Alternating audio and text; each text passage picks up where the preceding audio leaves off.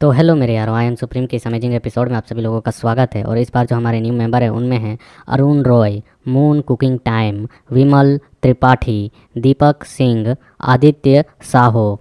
तो आप सभी भाइयों का न्यू मेंबर के तौर पे स्वागत है। और मेरे बाकी जितने भी भाइयों ने रिज्वाइन कर अपना सपोर्ट दिखाया है उनका भी वेरी वेरी थैंक्स। तो जैसा कि हम सभी लोगों ने लास्ट एपिसोड में देखा था कि लियन यहाँ पर मई डोंगर को उनकी ओर डिनोट करके बता रहा होता है, ये देखो ये विशुद्ध औलादें हैं कुछ अनपिछड़ी लोगों की, मतलब कि 4-5 बाप के औलाद। तो हम देखते हैं कि यहाँ पर इन बातों को सुनकर जो उनका लीडर होता है वह गुस्से में डार्क लुक देते हुए कह रहा होता है साइको की तरह की, कोई आश्चर्य की बात नहीं है कि तुमने मेरे छोटे भाई को मार डाला है, क्योंकि तुम्हारी बातें सुनकर मुझे यह साफ साफ पता चल रहा है कि तुम्हारी नज़रों में हमारा जो मिस्टिक परफाउंड सेक्ट है वह कुछ भी है ही नहीं। जिस तरीके से तुम बोल रहे हो, आज लगता है यहाँ पर मेई कबीला खत्म होने वाला है। और वह वहाँ पर अपने साथियों के बीच में खड़े होकर टहलते हुए बता रहा होता है। और इसके बारे में राइटर भी बताता है कि यह मिस्टिक परफाउंड सेक्ट का यंग मास्टर वांग जेन है। और हम देखते हुए कहते जा रहा होता है कि मैं तुम्हें पहले बता दूं कि हमारा जो मिस्टिक परफाउंड सेक्ट है वह मुसीबत में कभी नहीं पड़ता है, बल्कि मुसीबत की कड़ी बनता है। हम कभी भी मुसीबत में नहीं पड़ते हैं, बल्कि हम मुसीबत को पैदा करते हैं।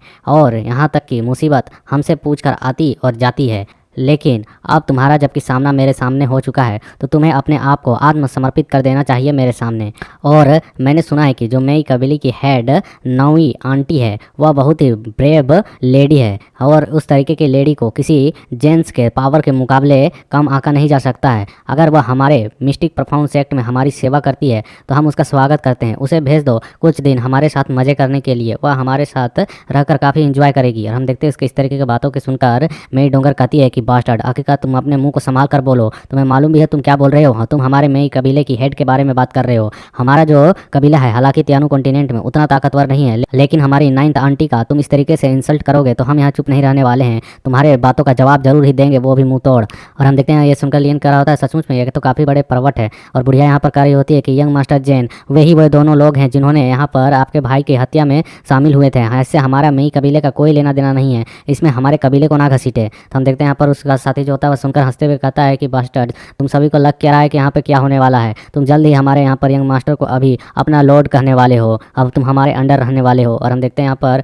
यह ठरकी लॉर्ड कह रहा होता है कि मेई कबीला मेरे रास्ते के अंदर आ चुका है और यहाँ पर अब हमारी एंट्री हो चुकी है। और तुम कह रही हो तुम्हारा कोई लेना देना नहीं है, तुम्हारा ही मेई रेस्टोरेंट के अंदर हमारा भाई मारा गया है, तो तुम्हें क्या लगता है तुम इतनी आसानी से यहाँ से निकल सकती हो। और वह उस बुढ़िया को देखते हुए कहता है कि पहले उस बदमाश को मार डालो जिसने मेरे ब्रदर को मारा है, उसके बाद इस बदसूरत बुढ़िया को यहाँ से साइड हटाओ, मेरे आंखों में यह खटक रही है। और उस छोटी लड़की को मेरे साथ भेज दो, आज हमारा समय बहुत ही बेहतरीन बीतने वाला है। और हम देखते हैं इतना सुनने के बाद वह बुढ़िया उसकी ओर क्या हमला करेगी या चाकू निकालकर मेरी डोंगर की ओर ही हमला करने के लिए बढ़ने लगती है और कहती है कि मेरी डोंगर यह सब कुछ तुम्हारे कारण हो रहा है, तुम कमीनी, तुम्हारी वजह से हम ऐसी चीज़ों में घसीटे जा रहे हैं। और हम देखते हैं कि वह चाकू लेकर उस तक पहुँच पाती, तभी लियन बीच में ही उसे के चाकू को पकड़कर रोक देता है और कहता है कि मेरी डोंगर यहाँ पर बिजी है मेरे साथ, तो तुम यहाँ से पहली फुर्सत में निकलो। और हम देखते हैं वह उसे खींच कर एक लापा मारते हुए कहता है कि तुम ओल्ड ओनियन बूढ़ी प्याज यहाँ पर जाओ और जाकर उन्हें कंपनी दो, यहाँ पर तुम्हारा कोई जगह नहीं है। और हम देखते हैं लियन ने उसे इतना जोर का लाफा मारा होता है कि वह सीधे उड़कर उनकी ओर जाने लगती है। तो उनमें से एक ऐसा ठरकी भी होता है जो बूढ़ी के प्रति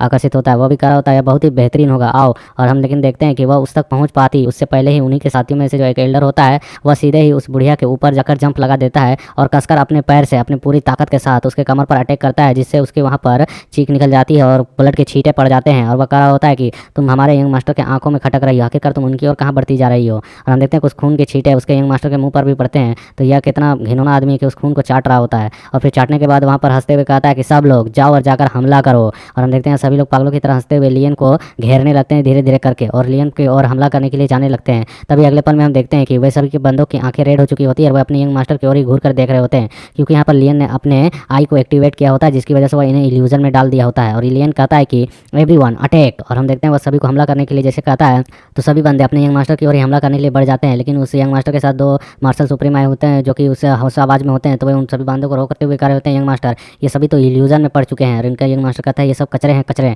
इन सभी को मार डालो। और हम देखते हैं जो 2 सुप्रीम होते हैं वो अपने ही साथियों को मारने लगते हैं, साथ में उनका जो यंग मास्टर होता है वह भी अपने हैंड को रबर हैंड में कन्वर्ट कर उन सभी को मार रहा होता है। और वह अपनी उस टेक्निक का नाम भी लेता है कि जो कि होती है फ्लाइंग स्मोक हैंड। और उसका जो सुप्रीम लेवल का एल्डर होता है वो भी अपने साथियों को मार रहा होता है। हम देखते हैं थोड़ी देर के मार धाड़ के बाद वहाँ पर उन लोगों ने अपने ही बंदों को ढेर कर दिया होता है। उनकी लाशें चारों ओर बिखरी हुई होती है और उन सारे सिचुएशनों को देखकर यहाँ पर मेई थोड़ी सी परेशान होती है और वो लियन के पीछे छुपी हुई होती है। और हम देखते हैं उनका जो यंग मास्टर होता है वो कहता है कि और तुम्हारे पास कौन से ट्रम्प कार्ड हो, दिखा दो जो भी तुम्हारे पास बचा है, क्योंकि अब तुम कुछ भी दिखाने लायक बचोगे नहीं।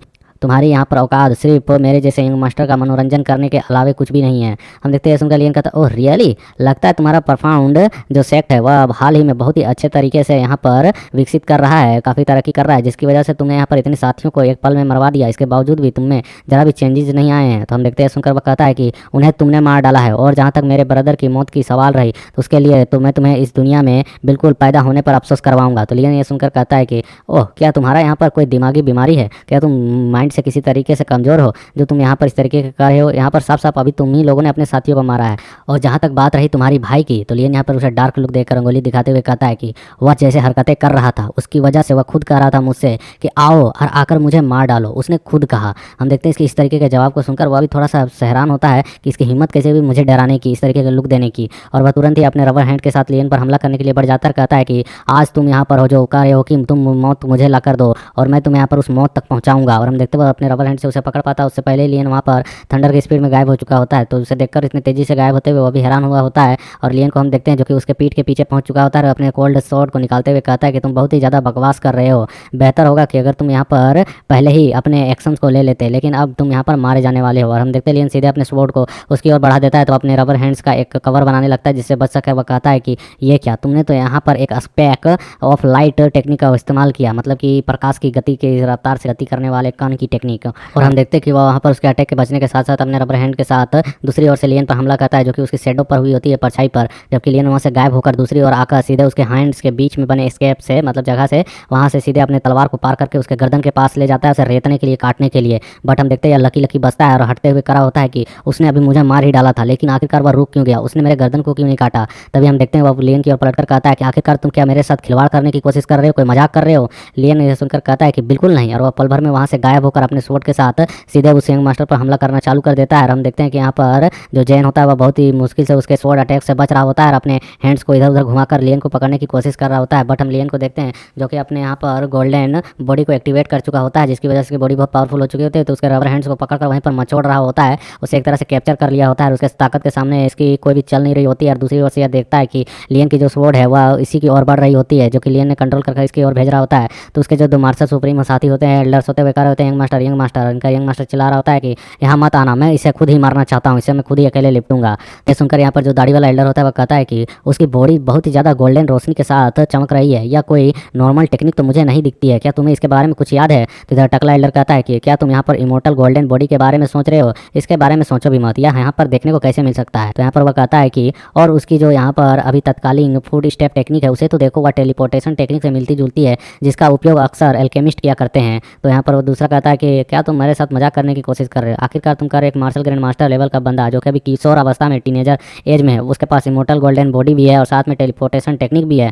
तो दूसरी ओर से वह कहता है कि तो फिर आखिरकार तुम उस यंग तूफान के बारे में क्या कहोगे, मतलब वो इतनी तूफानी तरीके से अपने हमारे यंग मास्टर के सभी अटैक्स का विरोध कर पा रहा है, उसके बारे में तुम्हारा क्या सोचना है। तो वह कहता है कि हाँ, उसकी QI में बिल्कुल भी उतार चढ़ाव महसूस नहीं हो रही, क्या वह यहाँ पर 8 स्टार मार्शल ग्रैंड मास्टर तक अपनी सोल पावर को ले जा चुका है, मतलब उसकी भी लेवल पहुँचा दी है काफ़ी हाई तक, जिसकी वजह से वह यहाँ पर अभी तक जीवित है और हमारे यंग मास्टर के सभी अजीबोगरीब टेक्निक्स के वार को सहते जा रहा है। तो दूसरी ओर से वह कहता है सचमुच में ये इसके पास बहुत ही अजीबोगरीब फुटबॉल टेक्निक और साथ साथ में यहाँ पर सोल पावर भी मौजूद है जो कि वह अभी तक लड़ पा रहा है। तो टकला कहता है कि इस तरह से लड़ना सचमुच में कोई आम बात नहीं है। तो दाढ़ी वाला कह रहा होता है कि उस लड़की को जाओ और जाकर पकड़ो, वह बदमाश लड़का अपने आप हमारे काबू में आ जाएगा। टकला कहता है ठीक है, मैं समझ गया। फिर हम दूसरी ओर देखते हैं जो कि मई किचन रूम में होती है और वो उन लोगों को लड़ते हुए देख रही होती है। तभी इसे अचानक एहसास होता है कि इसके पीछे कोई आकर खड़ा है और हम देखते हैं यहाँ पर 2 बड़े बड़े हैंड सीधे इसको पकड़ने के लिए बढ़ते हैं। बट हम वहाँ पर देखते हैं अचानक से हमारा लिटिल डायमंड अपीयर होता है और अपीयर होने के साथ उन दोनों एल्डरों के सर को पकड़कर एक दूसरे के साथ पटकने के लिए जा रहा होता है। उसे वैसा करते हुए मई देखकर तुरंत ही पीछे की ओर हट जाती है और हम देखते हैं कि इसका एहसास इनके यंग मास्टर को भी हो चुका होता है। वो कहता है ये क्या, ये तो एक मार्शल सुप्रीम लेवल का पपेट लग रहा है,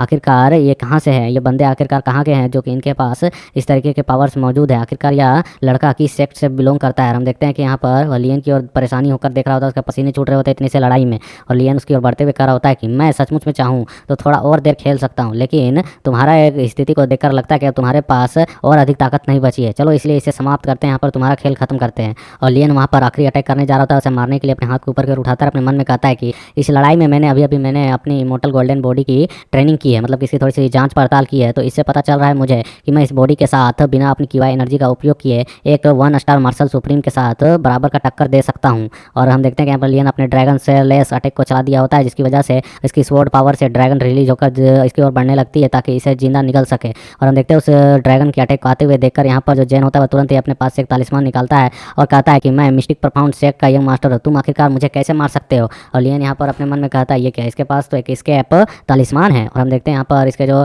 2 इधर सुप्रीम एल्डर होते हैं जिसे लिटिल डायमंड ने दबा कर रखा होता है, तो वह लोग भी चिल्लाकर कहते हैं कि यंग मास्टर हमें भी बचाएं। और हम देखते हैं तालिस्मान जैसे एक्टिवेट होती तो वह बहुत ही तेजी से वहाँ से गायब होते हुए लिटिल डायमंड की ओर जाकर उन दोनों सुप्रीम्स के बॉडीज को या फिर सोल्स को लेकर वहाँ से फरार हो जाता है। और हम देखते हैं कि वह वहाँ से बहुत ही तेजी की ओर से निकलता है और इनकी जो अंदर में लड़ाई चल रही थी इन सारे सीन्स को बाहर के जनता भी देख रही होती है। और उन्हें इस तरीके से भागते हुए देख लियन उसके पीछे जाने लगता है और जाते हुए मेरी डूंगर से कहते जाता है कि तुम पहले थंडरविंड मर्चेंट गिल्ड में चली जाओ और वहाँ पर जाकर मोसिवाचान के पास रहो, तुम वहीं पर ज़्यादा सुरक्षित रहोगी, मैं इस आदमी को मारकर बाद में वहीं पर आ जाऊँगा। और हम देखते हैं ये दोनों यहाँ से निकल चुके होते हैं लिटिल डायमंड और लियन, और उनको इस तरीके से जाते हुए देख वहाँ की जनता बात करने लगती है कि क्या हो रहा है, कोई सचमुच में यहाँ पर मिस्टिक प्रोफाउंड सेक्ट के बड़े बेटे मतलब कि यंग मास्टर वांग जेन को यहाँ पर पीछा कर पागलपन तरीके से मारने की कोशिश कर रहा है, क्या वह सचमुच में उसके साथ वहाँ पर एक पावरफुल पपेट भी मौजूद है। तो कोई कहता है कि क्या वह मार्शल सुप्रीम लेवल पर मौजूद है। सचमुच में अभी इस लड़ाई को देखकर अभी पता चल रहा है कि एक मार्शल सुप्रीम लेवल का रैंक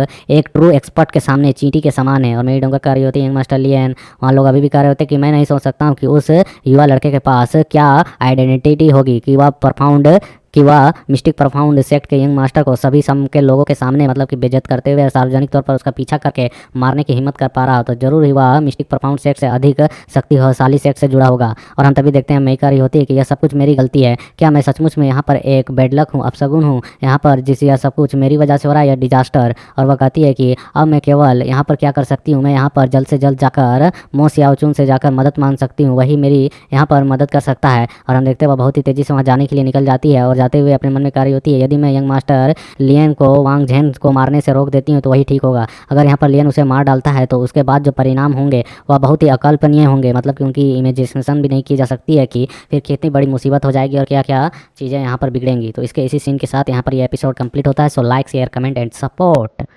नेक्स्ट एपिसोड लाने की कोशिश करूँगा।